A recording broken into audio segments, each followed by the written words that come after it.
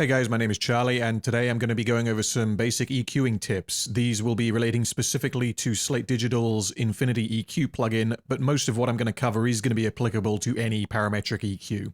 So really the first thing to cover is what are parametric EQs good at and what are they not good at. Put very simply, parametric EQs are fantastic for finding specific tones or resonances with extremely narrow bandwidths and removing them, which is often referred to as surgical EQing. They're also great for general tone shaping without adding any kind of distortion or coloration to the source tone, which makes them very much a different tool to other types of EQ plugins such as SSL or API emulations, which are designed explicitly to color the sound.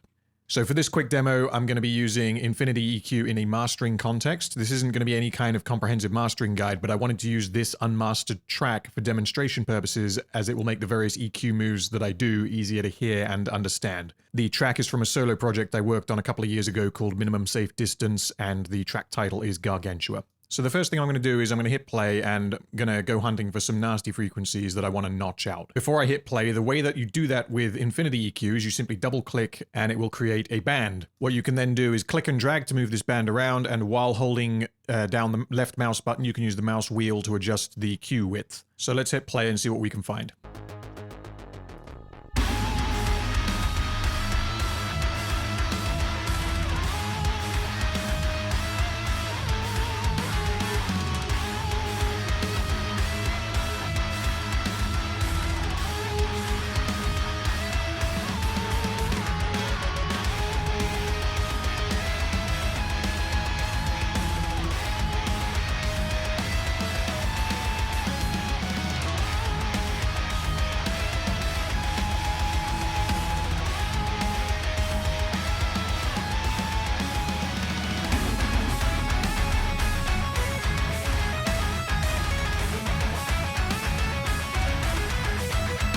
So those two moves there were pretty subtle, but as you can see there, I was using this spectrum analyzer in order to help me nail down which frequencies I wanted to remove. Something else you can do in this EQ, which is great, is you can solo each band. So I'll hit play again, and I will solo both of these bands, and you'll be able to hear more clearly the frequency that I'm removing.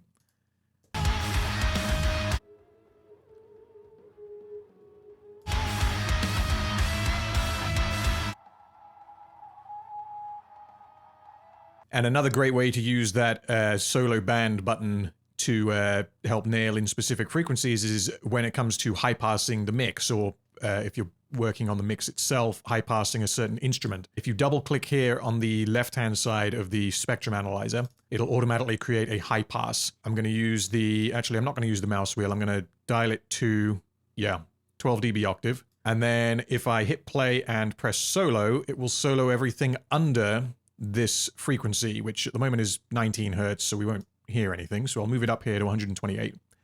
I'll hit play, and then we'll dial it back until it's only cutting out the lowest of the low end.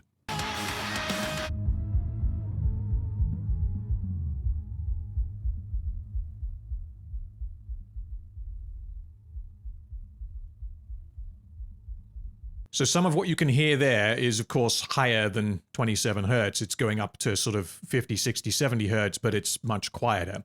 The reason for this is because of the slope of the EQ. If I really wanted to, I could up this to a much tighter bandwidth at around 25 dB octave, and I'll hit play now and you'll be able to hear the difference.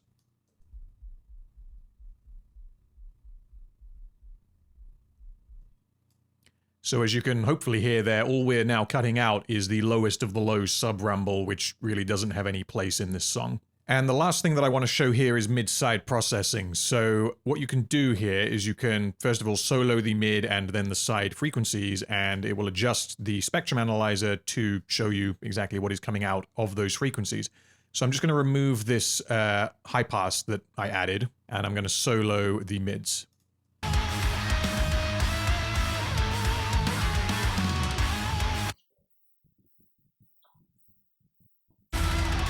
So really in any kind of modern sounding mix, most, if not all, of the low end energy, as you could see just then, is going to be in the mid channel, not in the sides. This is primarily because the bass guitar and the kick drum are almost universally going to be panned center. So why might we want to use mid-side EQ in a context like this? Well, if we wanted to high pass the mid frequencies at a different frequency to the sides, we can do this using mid-side EQ.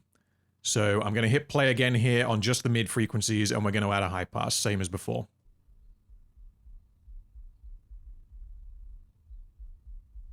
And now we're going to flip over to the sides, and we're going to be able to go significantly higher, and I'm also not going to use as harsh of a slope, because I don't think I need to.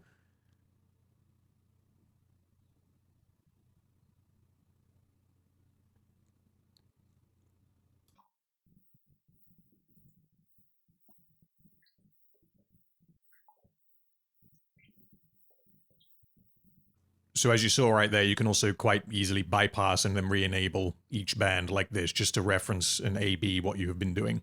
So that was a quick look at some of the many functions of Slate Digital's Infinity EQ. This has been my go-to surgical EQ since they released it. There are a lot of other plugins that can do each of the things that this EQ can do, but especially for the price, I don't think there is a better parametric EQ on the market. Anyway, that does bring us to the end of this video. I hope you found it useful and informative. Please let us know what you think in the comments, and be sure to check out the Brickwall Sounds website, Facebook, and Instagram, and we will see you soon.